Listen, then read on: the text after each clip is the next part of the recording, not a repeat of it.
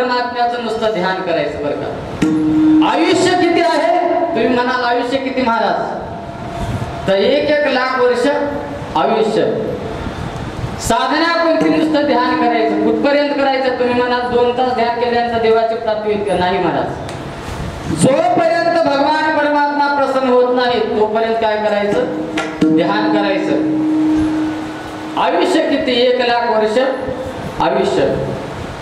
ही साधना आहे कृतयुगाची, तर कृतयुगाची साधना कलियुगामध्ये जमेल का, जमणार नाही बरं का। 2 तास कीर्तनामध्ये बसा म्हणल्यानंतर लोक किती वासना बदलतील काही सांगता येत नाही महाराज। 2 तासामध्ये घड्याळीकडे काय बघतील, काही टाळ्या वाजवा म्हणल्यानंतर टाळ्याचीही टाळाटाळ करतात बरं का। काय विठ्ठल विठ्ठल म्हणा म्हणून सांगितलं तरी म्हणायचं यार नाही, टाळ्या वाजवायचं यार नाही बरं का। आणि ध्यान करणं तर खुली गोष्ट आहे बरं का। अशाच एका गावामध्ये मी सांगत होतो की ध्यान करा ध्यान करा ध्यान करा म्हणत मी सांगितलं की तुम्हाला ध्यान जर म्हणता येतात टाळ्या वाजवा म्हणजे विठ्ठल विठ्ठल विठ्ठल भजन चालू झालं। विठ्ठल विठ्ठल म्हणतच एखादी माऊली असा हात वर करायची ना असं झटका मारायची, काय वर हात करायची झटका मारायची। मी बरोबर लक्ष दिलं बरं का। काय त्या कीर्तनकाराचं लक्ष सगळीकडे असं बरं का, लक्षात असू द्या। मागचे काय करतात, साईडचे काय करतात, इकडचे काय करतात, श्रोते मंडळी कोण कोण कसं जपतो, कोण डुकल्या मारतं, कोण डोळे झापते, सगळीकडे लक्ष राहण्याला काय म्हणतात कीर्तनकार बरं का। तुम्ही सगळं माझ्याकडे बघता पण मी माझे डोळे 2 डोळे सगळ्याकडे बघता बरं का। ते ताकद माझी नसून कुणाची आहे, ही नारदाच्या गादीची आहे बरं। तुम्ही बघा लक्षात करा, कसाही कीर्तनकार असला लगे काय काहीतरी बोलणार, झोप देणार नाही। गादी कुणाची आहे, नारदाची गादी आहे बरं का। इथं आल्यानंतर सगळंच येतं बरं का, माहीत आहे। सांगायचं तात्पर्य कीर्तन संपलं आणि मी माता माऊलीला विचारलं, ताई तुम्ही वर हात करून झटके का मारत होता म्हणजे असे भजन करा म्हणल्यानंतर, महाराज आताच तळ्याचे पैसे आले, लाखोंना घरामध्ये ठेवलेलं आहे, कपाटाचं कुलूप मी लावलेलं आहे, चावी लावलेली आहे, माझ्या कमरेला चावी आहे, पण घराची काही कुलूप लावलेलं आहे, पण माझा असा नियम आहे म्हणजे कीर्तनाला येत असताना लगे काय करायचा, झटका मारायचा नाही यायचं बरं का। मला तिथली आठवण झाली म्हणजे काय तुका म्हणे स्वभाव कर्म आठवलं आणि बरोबर हात वर चालून झटका मारू लागली म्हणजे बरं। म्हणजे सांगायचं तात्पर्य एवढंच की अशा माणसाला जर आपण सांगू लागलो काय करा तुम्ही ध्यान करा, ध्यान साधना जमणार नाही। ध्यान साधना कोणत्या युगातील आहे, कृतयुगाध्याय तो विष्णू कृतायुग संपलेला आहे। कोणतं युग लागलं, द्वापार युग लागलेलं आहे। द्वापार युगातील साधना कोणती, द्वापारे परिचर्याणाम काय त्रेतायुग लागलं। कोणतं युग लागलं, कृत संपलेलं आहे, त्रेतायुग लागलेलं आहे। त्रेतायुगामधील साधना व्यास भगवान सांगतात की त्रेतायाम यजतो मखै म्हणजे यज्ञ करणं जमणार आहे का, नाही बरं का जमणार नाही। यज्ञ ही साधना द्वापार युगातील आहे। यज्ञासाठी लागणारी सामग्रीच आवड आहे बरं का। सामग्री लक्षामध्ये ठेवा, शुद्ध गावरान गाईचं तूप पाहिजे, काय शुद्ध गावरान गाईचं तूप। तुम्ही म्हणाल 1-2 किलो 10-20 किलो 50 किलो 100-200 किलो जमणार नाही महाराज। किती तूप पाहिजे, हत्तीच्या सोन्या इतकी तुपाची धार आपल्याला ब्रह्मकुंडामध्ये आहुती द्यायची आहे बरं का। आणि मंत्र म्हणून आहुती द्यायचं आहे, ब्रह्मार्पणम ब्रह्म हवीर ब्रह्माग्नो ब्रह्मणाहुतम ब्रह्मैव तेन गंतव्यम ब्रह्मकर्म समाधिना। ब्रह्मकर्म म्हणून काय आहुती द्यायची आहे आणि ब्रह्मकर्म करत असताना मंत्र म्हणून आहुती द्यायचं आहे, पण मंत्र देखील शिळे चालत नाही बरं का। शुद्ध मंत्र म्हणणारा ब्राह्मण पाहिजे पहिली गोष्ट। दुसरी गोष्ट तूप पाहिजे यज्ञ करण्यासाठी। तिसरी गोष्ट काल योग्य पाहिजे बरं का। आणि चौथी गोष्ट ही सगळी सामग्री जमा करण्यासाठी शरीरामध्ये बळ पाहिजे, संपत्ती पाहिजे। हे यज्ञ करणं कोणालाही जमणार नाही। यज्ञ ही साधना अशी आहे, यज्ञ साधना त्रेतायुगातील आहे, ही साधना कलियुगामध्ये जमणार नाही बरं का। कलियुगामध्ये कोणती साधना आहे, तो वर्णन केले आहे. त्रेतायाम यजतो मखई, त्रेतायुग संपलेला आहे. त्रेतायुगातील 10,000 वर्ष आयुष्य संपलेलं आहे. द्वापार युग लागलेला आहे. द्वापार युगातील स्थापना कोणती म्हणाल तर वर्णन केले बरं का. द्वापारे परिचर्याना, परिचर्या म्हणजे तीर्थयात्रा करणं आणि दुसरी साधना आहे योग करणं बरं का. योग देखील जमणार नाही, तीर्थयात्रा देखील जमणार नाही. योग करणं किती कठीण आहे तर वर्णन केलेलं आहे. योगयाग विधी सिद्धी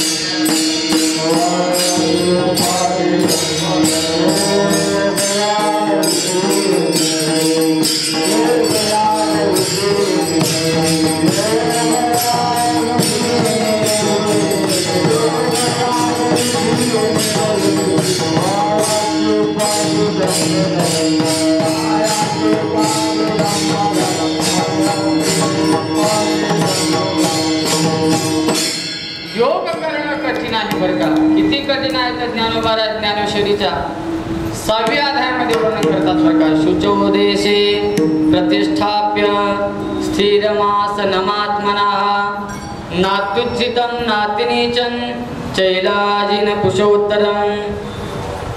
योग करायचं म्हणल्यानंतर आसन कुठं घालावं लागतं तर जंगलामध्ये आसन पाहिजे.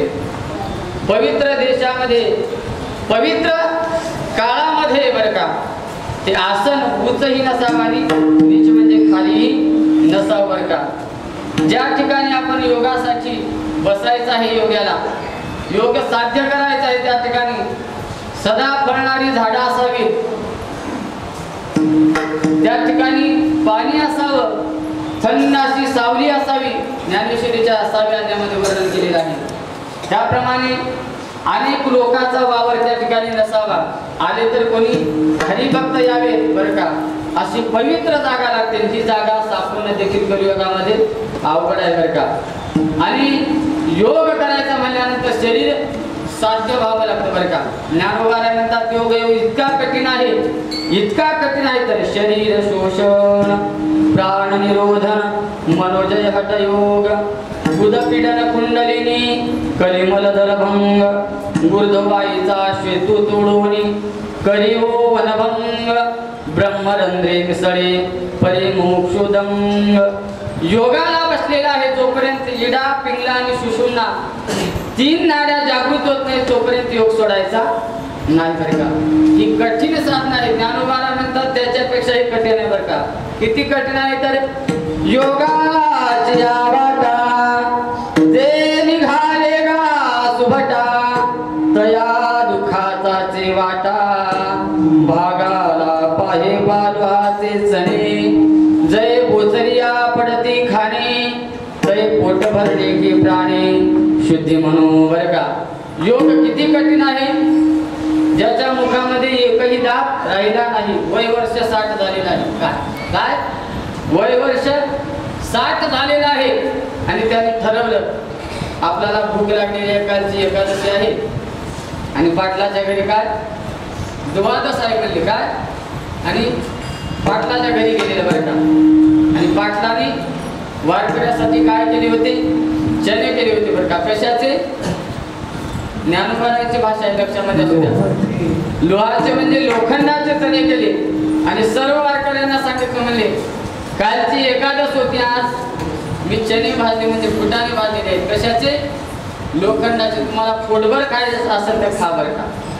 मुखामध्ये एकही दात नाही आणि बोचऱ्या माणसाला लोहाचे चणे खायला दिले बरं का. पोट भरेल का, पोट भरणार नाही. तसा योग मार्ग कठीण आहे. बोचरिया पडती खाणे ते पोट भरणे की प्राणे, शुद्धी म्हणून ज्ञानोबाला म्हणतात योग याग विधी येणे नव्हे सिद्धी. योगाने देवाची प्राप्ती होणार नाही, ध्यानाने कलियुगामध्ये देवाची प्राप्ती होणार नाही, यज्ञाने देवाची प्राप्ती होणार नाही. कलियुगामध्ये नेमकी साधना कोणती आहे तर कलौदत हरिकीर्तनात कलियुगामध्ये एकच साधना आहे. कोणती साधना तर बोला. नाम संकीर्तन कलियुगामध्ये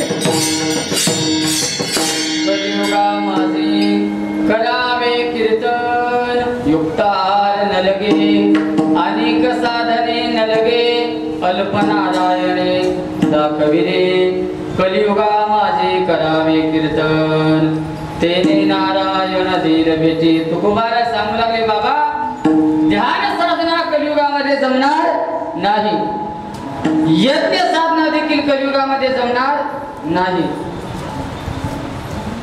परिचर्या म्हणजे तीर्थयात्रा करणं देखील कलियुगामध्ये जमणार नाही. बरं का? का जमणार नाही?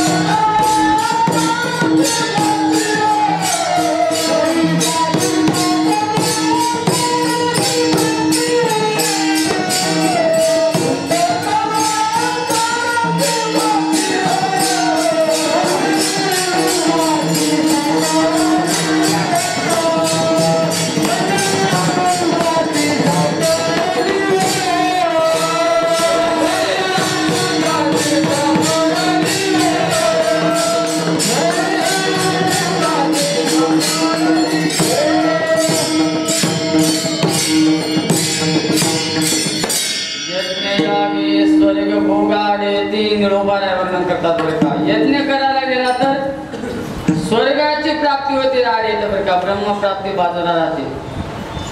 यज्ञ आगे स्वर्ग भोगाडे येते करिता तपे काम क्रोध खबळती नित्या नित्य ज्ञानी अहंकाराची प्राप्ती.